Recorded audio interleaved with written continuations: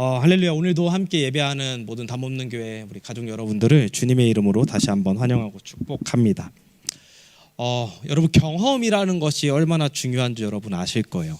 내가 경험은 한번 경험했으면 그 다음에 내가 어떻게 해야 하는지를 알게 하여 줍니다.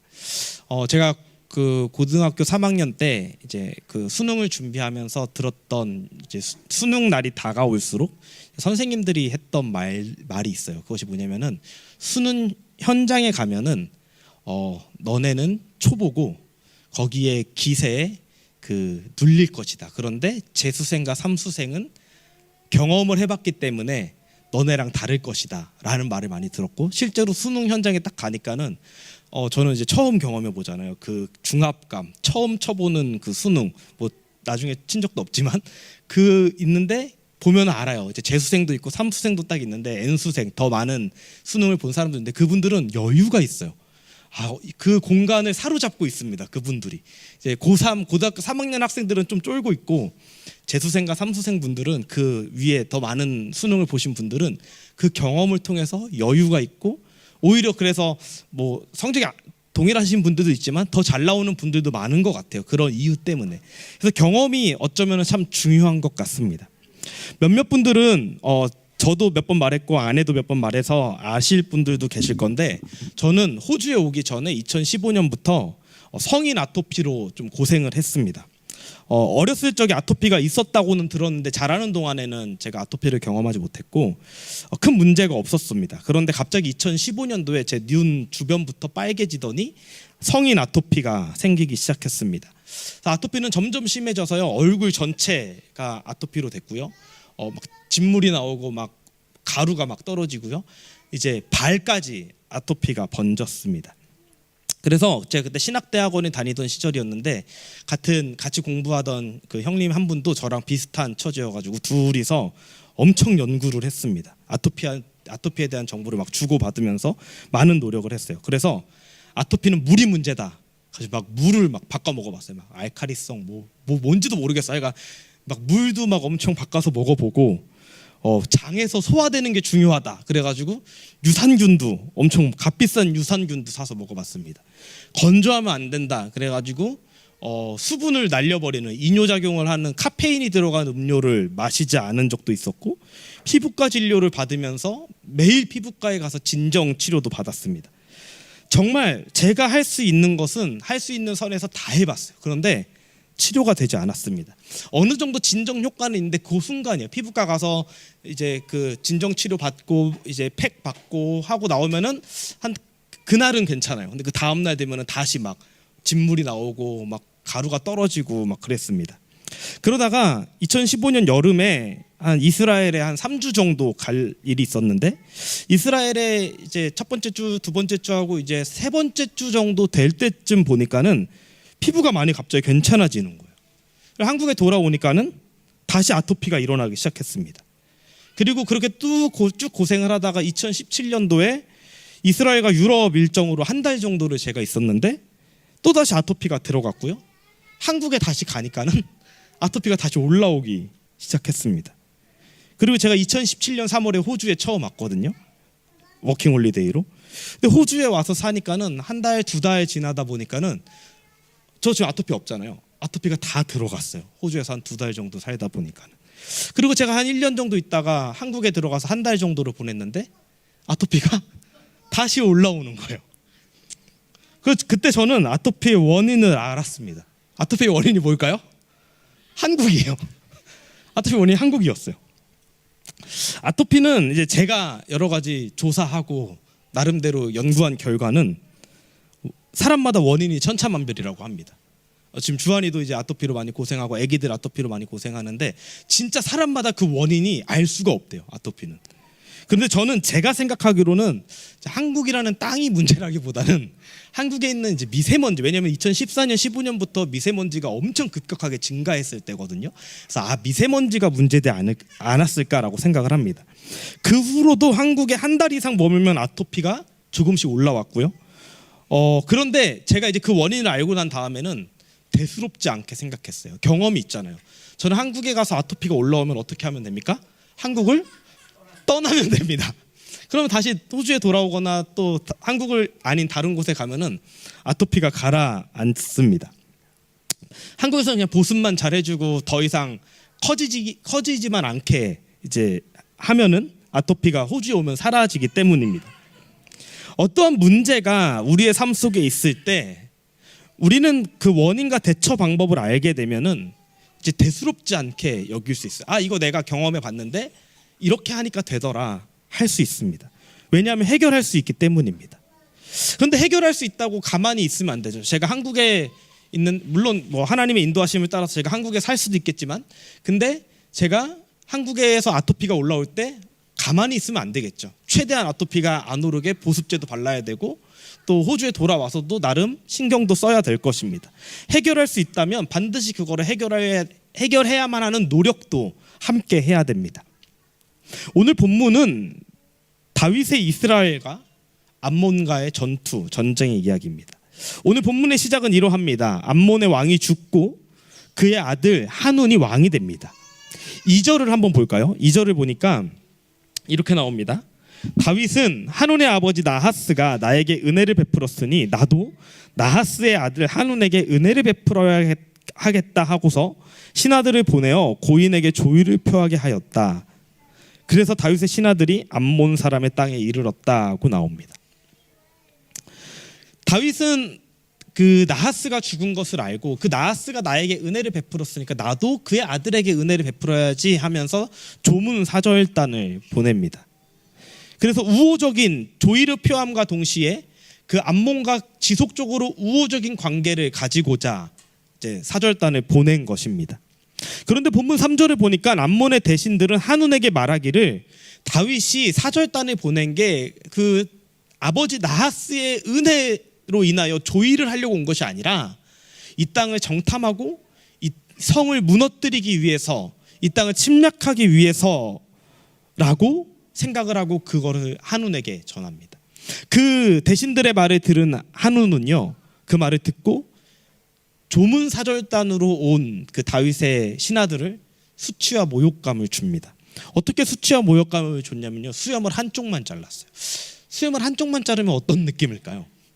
이제 수염이 이렇게 자르는데 여기만 잘랐을까요? 제가 느끼기로는 아마 이 수염은 이제 저기 언하자매도 알 건데 이스라엘 유대인들을 보면요, 여기 구렐나루를 쭉 길러요. 이게 하나님이 자르지 말라 그래가지고 기르는 거거든요. 그래서 아마 이쪽 한쪽을 다 밀었던 것 같아요. 여기 한쪽 면에 머리부터 시작해가지고 구렛나루 수염에 이르는 모든 한쪽 면에 밀었고요. 더 수치스러운 것이 있는데 옷이 아마도 지금 통옷 원피스 같은 것을 입고 있었을 거예요. 그 당시는 상하이가 구별된 게 아니라, 근데 엉덩이 부분에 가운데만 잘랐어요. 지금 생각해도 수치스럽죠. 만약에 제가 동현이에게 수치감을 주려고 머리를 한쪽을 밀고 궁둥이를 한쪽만 보이게 잘라서 집에 가라라고 했으면은 동현이는 저랑 연을 끊었을 겁니다. 그 정도로 수치심을 주고 그 사절단을 돌려보냅니다. 이 소식을 다윗이 들어요. 그리고 다윗은 그들이 너무 수치스러운 일을 당함을 알고 사람을 보내서 예루살렘으로 오지 말고 그 길목인 여리고에 머물면서 수염이 자랄 때까지 있다 와라라고 합니다. 마음과 몸을 추스리라고 합니다. 아마도 그런데 그 이후에, 이 말씀 이후에 다윗의 어떠한 감정이나 행동에 대한 기록은 성경에 나타나 있지 않습니다. 그런데 이 일을 벌인 암몬 사람들은 자신들이 다윗에게 미움을 샀다라고 생각을 하면서 먼저 전쟁을 준비합니다. 그래서 전쟁을 자기들만의 세력으로는 힘들 것 같으니까는 시리아 지역의 용병들을 고용하는데 그 수가 2만 명이었고 또 마아가에게 1,000명, 돕사람들에게 12,000명, 수만 명의 용병들을 고용합니다. 그리고 이 소식을 다윗이 듣게 되고 다윗은 요압을 시켜서 전투 부대를 출동시키죠. 아마도 이 전투는 그 암몬의 그 수도인 라빠 성에서 이루어졌을 것입니다. 8절에 보면 이렇게 기록되어 있습니다. 암몬 사람도 나와서 성문 앞에 전열을 갖추었으며 소바와 르홉의 시리아 사람들과 돕과 마아가의 용병들도 각각 들녘에서 전열을 갖추었다라고 생각을 하는 그 말씀이 나와 있습니다. 상상을 해보세요. 여기가 지금 성벽이에요. 제 뒤에가. 제가 암몬 군인이고 여러분들이 이스라엘 군인이에요. 암몬 군대가 성벽 앞에서 지금 전혀 여러분들을 상대로 이스라엘군을 상대로 전열을 갖추었어요. 저 뒤에 들판으로는 시리아로부터 온 용병들이 수만 명의 용병들이 전열을 갖추었어요. 이스라엘 군대가 현재 어떤 상태예요? 어떻게 보면은 포위된 상태입니다. 그때 요압이 그 상황을 딱 보고서 이스라엘 군대를 두 부대로 나눕니다. 정예 중에 최정예를 뽑아서 요압이 거느리고요. 그래서 이 부대를 데리고 뒤에 있는 시리아 군대를 치고요. 나머지 부대를 동생 아비새에게 맡겨서 암몬을 치도록 합니다. 그러고서 이야기하죠. 만약에 내가 저쪽을 치는데 이쪽 군대가 강해서 내가 밀리면 너가 와서 나를 돕고, 너가 치는 암몬 군대가 조금 더 강하면 내가 가서 너를 돕겠다라고 이야기를 합니다. 그리고 12절에 용기를 내라 라고 하면서 용감히 싸워서 우리가 우리 민족을 지키고 우리 하나님의 성읍을 지키자. 주님께서 좋게 여기시는 대로 이루어 주실 것이다 라고 믿음의 고백을 한 다음에 전투가 시작되죠. 전투가 시작되자마자 시리아 군대는 요압의 최정예 군대에 겁을 먹고 도망가고요. 그 도망가는 시리아 군대의 모습을 보고 암몬의 군대도 성 안으로 퇴각을 합니다. 그리고 요압은 더 이상 성을 공격하지 않고 예루살렘으로 돌아오죠. 그런데 그렇게 도망쳤던 시리아 군대가 끝난 것이 아니라 그 시리아 왕이, 소바 왕이 그 소식을 듣고 다시 군대를 집결시켜서 이스라엘을 치려고 합니다. 그래서 군사령관 소박을 필두로, 이 소바왕 하다데셀이 군사령관 소박을 필두로 다시 진군을 해서 요단 동편 헬람까지 왔다는 소식을 다윗이 직접 듣고요. 다윗이 직접 군대를 이끌고 요단 강을 건너 헬람에 이르러 시리아 군대를 격퇴합니다. 헬람이 어딘지 여러분 감이 안 잡히시죠? 그래서 지도를 한번 보여주실 건데, 그 다음 지도요. 네, 여기가 예루살렘이면요, 헬람이 이쪽 지역에 지금 요거 도읍이라고 있는데 여기 다윗이 저쪽까지 직접 요단강을 건너가서 시리아 군대를 맞서서 격퇴를 시킵니다. 18절을 보면 이렇습니다. 시리아는 이스라엘 앞에서 도망하고 말았다. 다윗은 시리아 군대를 쳐서 병거를 모는 700명과 기마병 4만 명을 죽이고 소박사령관도 쳐서 그 자리에서 죽였다. 이것이 얼마나 대단한 전투였냐면요, 대단한 것인가 하면 당시에 이스라엘은요 이제 막 철기 시대로 들어간, 이제 이미 블레셋과 그 다 주변국들이 이미 철기 시대였고, 이제 이스라엘은요 사울 시대로부터 시작해서 이제 막 청동기에서 철기로 넘어가던 시대였습니다.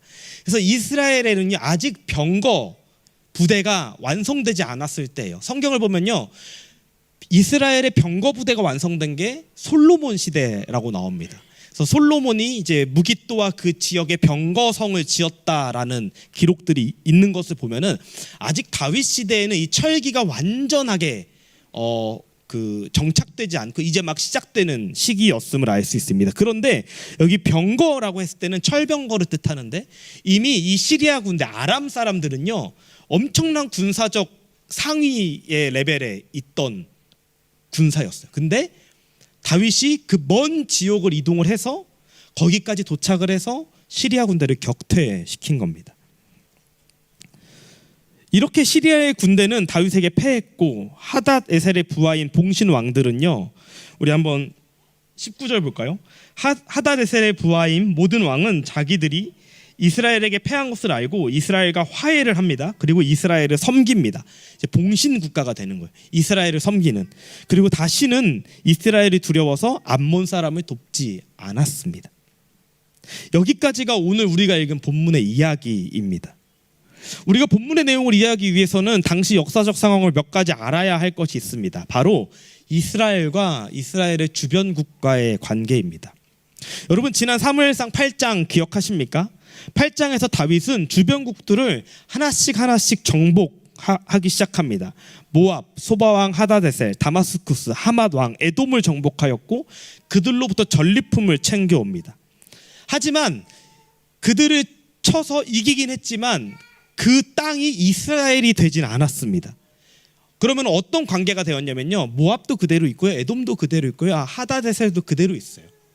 그러면서 관계를 맺는 거예요. 이스라엘이 그 주인인 국가가 되고 나머지 그 전쟁에서 패한 국가들은 이스라엘의 조공을 바치는 신하 국가가 되는 거예요. 우리 대한민국 역사에서 옛날에 보면은 뭐 조선이든 그 전 시대든 계속 중국의 대국과의 계속 그런 관계를 맺죠. 그래서 조선의 왕이 되기 위해서는 중국 황제의 그 명령이 있어야, 승인이 있어야 왕이 되었던 것처럼 이스라엘과 주변 국가가 그런 관계였던 것입니다.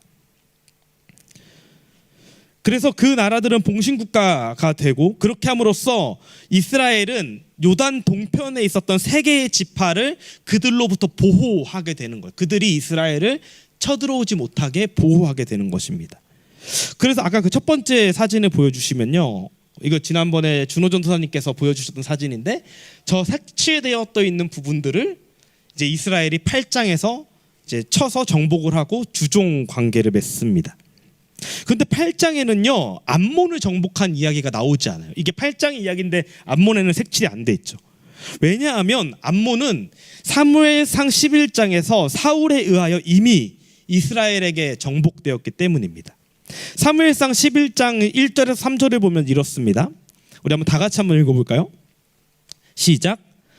암몬 사람 나하스가 올라와서 길르앗의 야베스를 포위하였다. 그러자 야베스 사람들이 모두 나하스에게 우리와 조약을 맺읍시다. 우리가 당신을 섬기겠습니다 하고 제안하였다. 그러나 암몬 사람 나하스는 내가 너희의 오른쪽 눈을 모조리 빼겠다.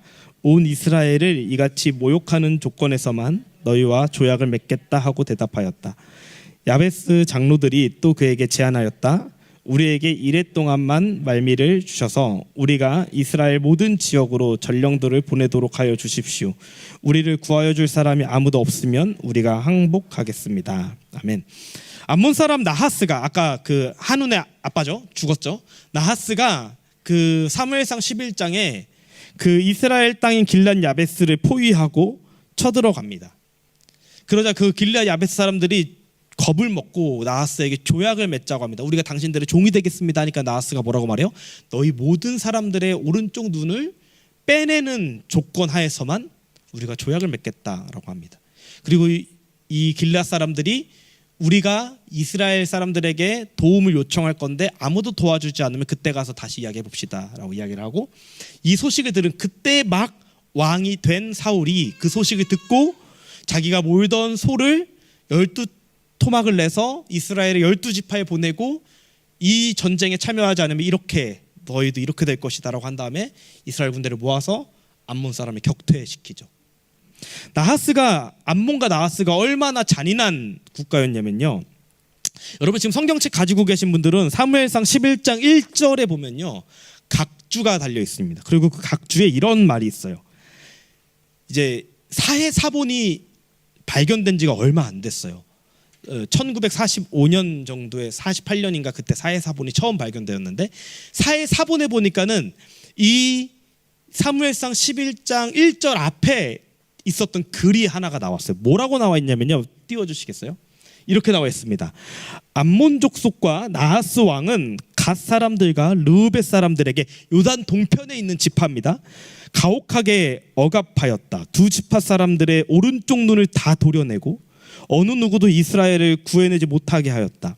요단 동편에 살던 사람치고 암몬족 속의 나하스 왕에게 오른쪽 눈을 뽑히지 않는 사람이 하나도 없었다. 그러나 암몬족 속에게서 탈출한 사람 7,000명 있었는데 그들이 길르앗의 야베스로 들어갔다 약 한 달 뒤에 하고 1절이 시작되는 거예요. 암몬 사람 나하스가 올라와서 길르앗 야베스를 포위하였다. 이런 일이 있은 다음에 여러분, 암몬 사람이 이 정도로 잔인한 사람들이에요. 그래서 심지어 그 출애굽기 이후에 보면요, 하나님께서 이스라엘 사람들에게 하는 말이 모압과 암몬 사람은 이스라엘의 총회에 들이지 말라라고까지 말을 합니다. 절대 하나 되면 안 되는 거예요. 그래서 사울이 그들을 격퇴하고요, 주종 관계를 맺은 관계가 이어집니다. 그래서 지금 이스라엘 왕이 이스라엘이 섬기고, 암몬은 이스라엘을 사울 왕 때부터 지금까지 섬기고 있던 거예요. 그리고 이런 주종 관계는 양쪽의 왕이 바뀌어도 계속해서 이어져 나가는 것이 그 당시의 관습이었다라고 합니다. 그런데 지금 상황이 이스라엘의 왕이 사울에서 다윗으로 바뀌었어요. 암몬의 왕이 나하스에서 한운으로 바뀌었습니다. 원래대로라고, 관습대로라고 하면 이 주종 관계는 계속 이어져야 돼요. 암몬 사람들은 이스라엘을 공격하면 안 돼요. 그런데 암몬의 신하들이 이제는 이 관계를 끊어버리고 싶었던 거예요. 그래서 한운에게 이간질을 해서 그 다른 말을 해서 이제 이스라엘을 치기 원했던 것입니다. 그러기에 사절들을 모욕을 주어 보내고 다윗이 움직이기도 전에 먼저 움직이기 시작한 것입니다. 그리고 또한 자신과 비슷한 처지에 있던 이미 8장에서 정복되었던 그 지역의 나라들에게 야 우리가 한번 이스라엘하고 전쟁하려고 그러는데 같이 해보지 않을래? 라고 하면서 용병을 부른 겁니다. 이러한 본문의 내용을 통하여 우리의 삶에 비추어 보고 적용해 보기 원하는 것이 있습니다. 먼저 우리가 생각해 봐야 하는 것은 내 삶의 암몬은 무엇일까입니다. 암몬이든 모압이든 시리아든 공통점이 있습니다. 역사적으로 이스라엘과 적대적인 관계였던 것입니다. 출애굽 이후로 이들은 이스라엘을 편하게 한 적이 한 번도 없습니다. 계속해서 이스라엘을 괴롭히고 공격합니다. 이스라엘을 정복하길 원했을 것입니다. 그런데 하나님은 이스라엘을 그들의 손에 넘기지 않으셨습니다. 가끔씩 이스라엘이 말을 듣지 않을 때 하나님이 주변국들을 들어서 이스라엘을 치시긴 하셨지만 결국에는 그것은 하나님의 책망이었고 결국에는 모든 이스라엘의 역사를 통틀어서 하나님은 이스라엘을 구원하셨습니다. 또 다른 공통점은요, 이스라엘 또한 그들을 쳐서 전쟁에서 이긴 적은 많지만 그들을 이스라엘로 만들지 않았습니다. 그들과 연합하거나 하나 되지 않았습니다. 단지 그들과 주종 관계를 맺어 이스라엘을 보호하고 그들로부터 좋은 것을 얻어내기는 했지만 이방인과 하나 되어 그들을 이스라엘로 만들지는 않았던 것입니다. 우리의 삶에도 이와 같은 것들이 존재합니다. 여러 가지 것들이 있지만 그것들을 하나로 크게 묶어서 본다면, 큰 개념으로 본다면 세상의 가치관 또는 우리가 쉽게 말하는 세상일 것입니다. 우리는 예수를 믿는 자들이지만 이 세상을 살아갑니다. 세상 속에서 매일매일 부딪히며 하루하루를 살아가고 있습니다. 예수를 믿기 전에는, 예수 믿고 구원받기 전에는 세상 속에서 그들과 똑같은 모습으로 지냈다면 이제는 우리는 그 속에 살지만 하나님 백성으로 살아가고 있습니다. 그런데 그 세상과 세상의 가치관은 이제는 구별된 우리 안에 계속해서 들어오고자 합니다. 우리 안으로 계속해서 들어오고자 합니다. 여러분 너무 자주 들어서 이제는 지겹다, 또 그 소리 하시네, 그 말씀 하시네 라고 하실 수 있지만 다시 한번 말씀 앞에 내 삶을 점검해 보기 원합니다. 한 가지 대표적인 예를 들면 우리의 삶에 재정의 문제가 나를 힘들게 하고 있지는 않습니까? 우리는 예수를 믿는다고 재정이 필요하지 않은 사람들이 아닙니다. 우리 이 땅을 살아가면서 재정하고 우리의 삶은 밀접하게 연관이 있습니다. 그런데 예수를 믿는 자들과 예수를 믿지 않는 사람들의 차이가 있다면 재정은 우리가 살아갈 삶의 목적과 이유가 되지 않는다라는 것입니다. 그러기에 예수를 믿고 예수를 따르는 자들은 재정으로부터 자유할 수 있습니다. 재정으로부터 자유하다는 것은 여러 가지 의미가 있겠지만 가장 기본적이고 중요한 것은 모든 내 삶의 재정이 하나님으로부터 온다는 믿음과 그에 따른 삶의 고백입니다. 그러기에 자유할 수 있습니다. 그래서 돈이, 재정이 내 삶의 목적이나 이유가 아니라 하나님이 내 삶에 허락하신 복이고 내가 다스리고 관리해야 할, 그리고 하나님의 나라와 그 뜻을 위해서 사용되어야 할 도구, 아름답게 사용되는 도구가 되는 것입니다. 그래서 예수를 따르는 자들은요, 주님께서 재정의 훈련도 함께 시키시고 재정과 돈의 문제로부터 자유로울 수 있게 되는 것입니다. 그런데 나는 자유롭게 믿음 안에서 충만하게 하나님 안에서 이 돈의 문제를 가지고 자유롭게 살아가지만 때로는 그렇게 자유롭게 살다가도 내 안에 그 문제들이 꿈틀대기 시작할 때가 있습니다. 내가 다스려야 할 재정이 이제는 나를 다스리려고 합니다. 재정이 나를 끌고 가는 것처럼 느껴집니다. 때로는 그것이 나에게 모욕감과 수치감을 주는 것 같기도 합니다.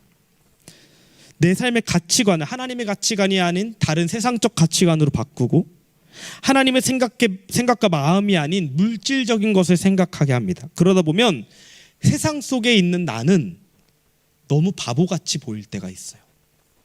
그래서 부끄러워지고 너무 다르다라고 느낄 때가 있습니다. 계속해서 내 삶의 중심부로 파고들려고 하는 거예요. 이것이 제가 예를 재정으로, 우리가 쉽게 이해할 수 있는 재정으로 들었지만, 이것은 다만 재정, 돈의 모습으로만 나타나지 않습니다. 때로는 나의 꿈, 나의 야망이 될 수도 있고요, 가정이 될 수도 있고요, 연애의 문제, 결혼, 자녀, 성적인 문제, 학력, 내 커리어 등등등 너무나 다양하게 내 안에서 나의 가장 약한 부분이 나를 계속해서 지배하려고 들어올 수 있습니다. 건드리며 찾아옵니다. 하나님은 이 모든 것들이 대부분 그 자체적으로 죄가 될 수 없어요.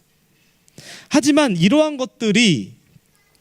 우리는 이러한 것들을 다스리고 사용하고 하나님 안에서 유익을 누릴 수 있어야만 하는 것들입니다.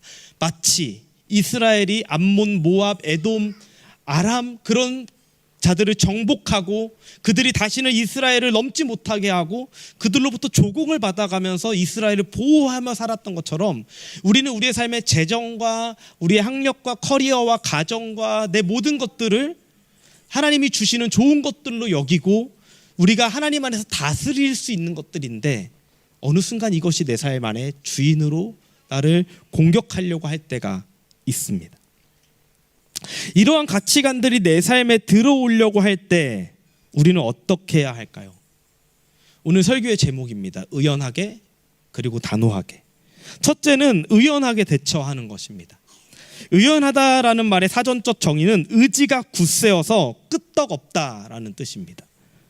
재정의 문제가 커리어, 결혼, 또 기타 내가 반복적으로 짓는 죄의 이런 문제들이 예수를 따르고 그 안에서 참된 자유를 누리는 자들의 삶에 조금씩 들어올 때 우리는 요동할 필요가 없습니다. 흔들릴 필요가 없습니다. 오늘 본문에서 다윗은요, 자신이 보낸 사절단이 그렇게 수치와 모욕에 요동하지 않았습니다. 사절단은 여리고에 머물게 하면서 뭔가 마음을 추스리라고 했습니다. 왜 그럴 수 있었을까요? 다윗은 알고 있었기 때문입니다. 이방 국가와의 전쟁의 이야기를 보면 8장과 10장은 이어지고 있습니다. 8장에서 다윗은 하나님이 승리를 안겨주신 것을 경험했습니다. 그러기에 암몬이 저렇게 나를 치려고 올라와도 다윗의 입장에서는 별 문제가 되지 않았던 거예요. 주님을 향한 의지가 굳세어서 끄떡없었기 때문입니다. 이것이 바로 의연하다, 다윗의 삶이 의연했다라고 우리는 볼 수 있습니다. 우리도 마찬가지입니다. 여러분, 주님을 믿으십니까? 주님이 내 삶 안의 주인임을 인정하시고 경험하고 계십니까? 그러면 우리는 이러한 문제들이 내 삶에 꿈틀꿈틀 올라오기 시작할 때에 의연하게 행동하면 됩니다. 그냥 그거 별거 아닌 것입니다. 세상은, 사단은 그것들을 큰 문제로 우리에게 보여줄 것입니다.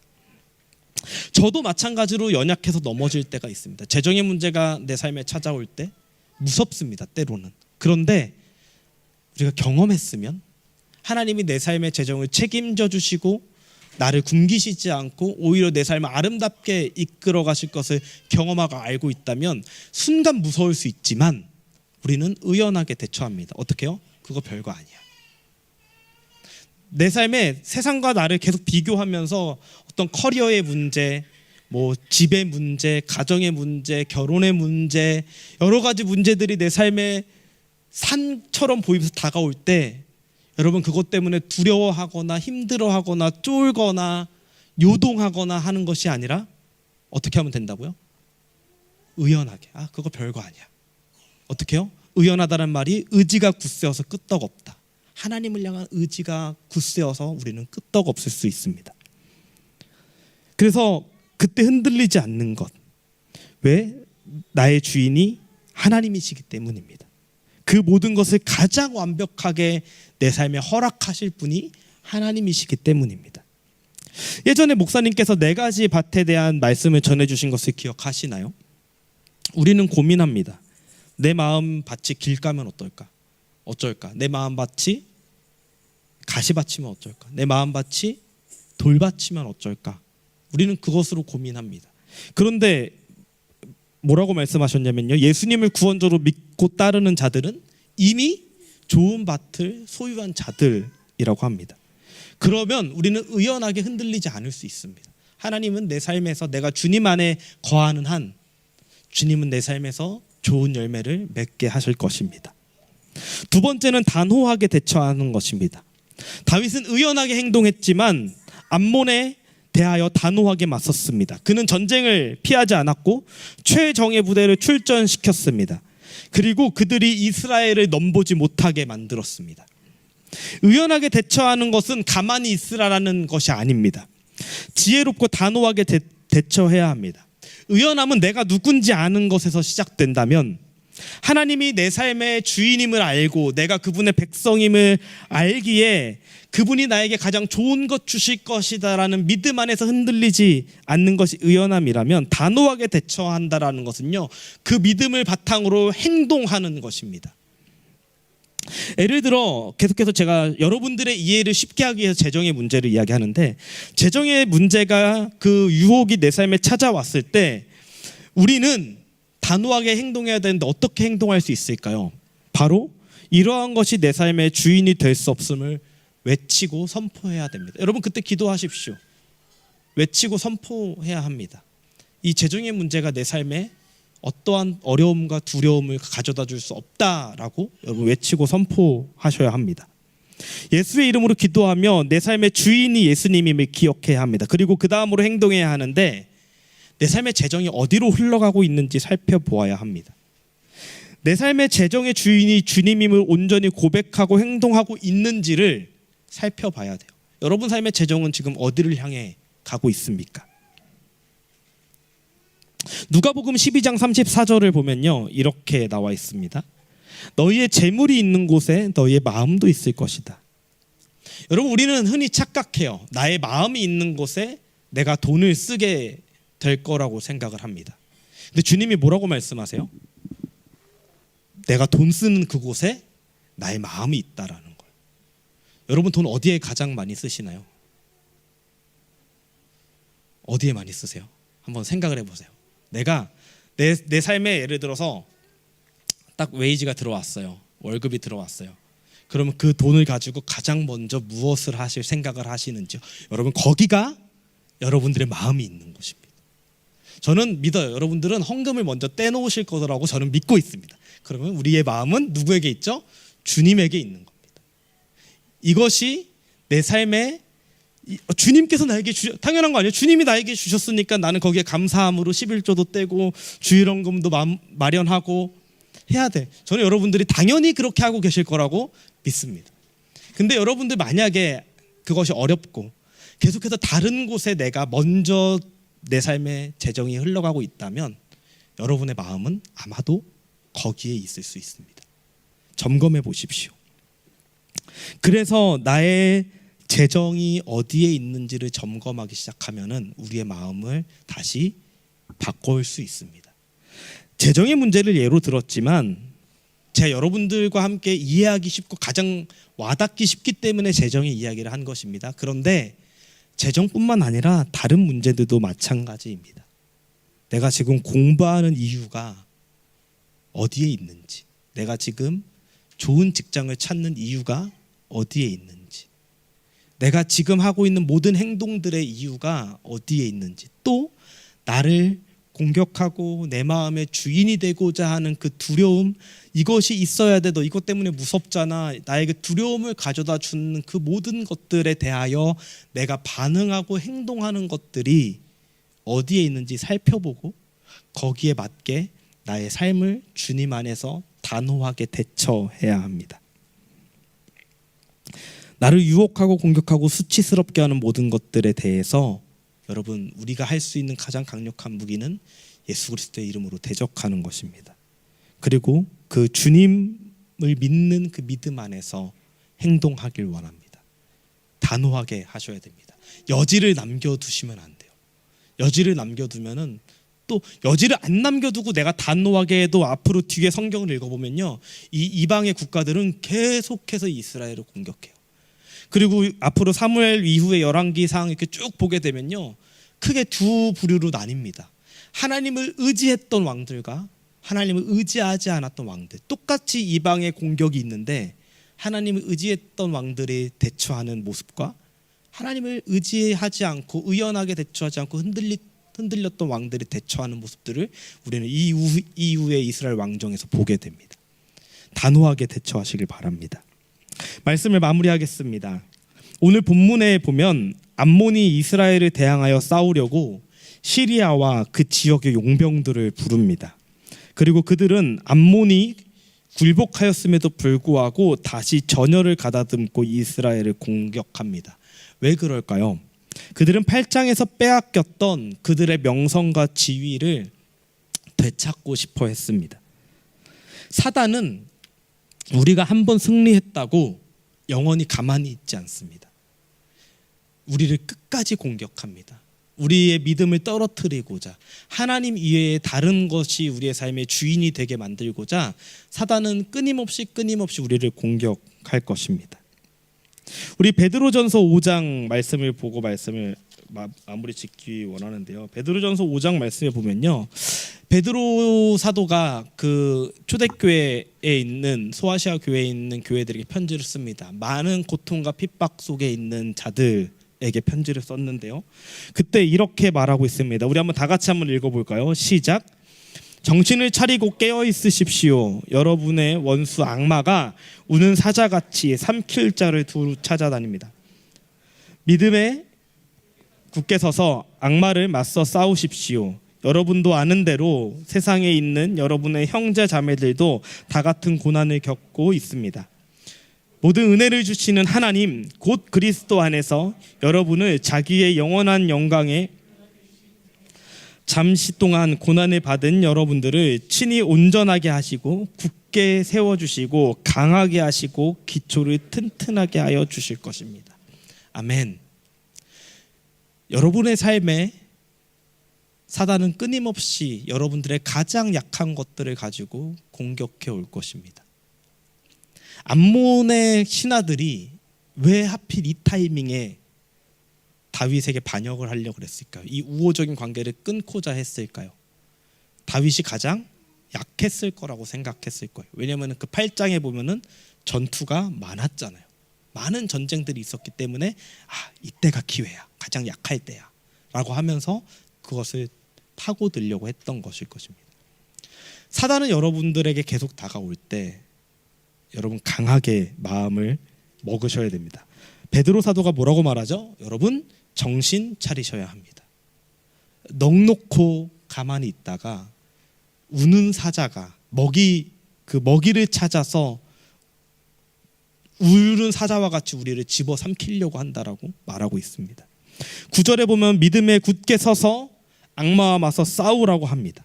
그러면서 하는 말이 여러분도 아는 대로 세상에 있는 여러분의 형제 자매들, 믿음의 공동체도 똑같이 지금 싸우고 있다라는 거예요. 나 혼자 싸우는 게 아니라 믿음의 공동체들이, 믿음을 지키는 자들이 똑같이 싸우고 있다고 합니다. 10절에 이렇게 마무리하죠. 모든 은혜를 주신 하나님께서 그리스도 안에서 여러분을 자기의 영원한 영광에 불러들이신 분께서, 이미 나를 구원하신 그 분께서 여러분을 친히 온전하게 하시고 굳세게 세워주시고 강하게 하시고 기초를 튼튼히 세워주실 거다라는 겁니다. 그럼 우리는 뭘 하면 될까요? 의연해지면 됩니다. 의지가 굳세어서 흔들리지 않는 것, 하나님 안에서 주님이 나의 하나님을 고백하고 단호하게 맞서 싸우시는 저와 여러분들이 되길 바랍니다.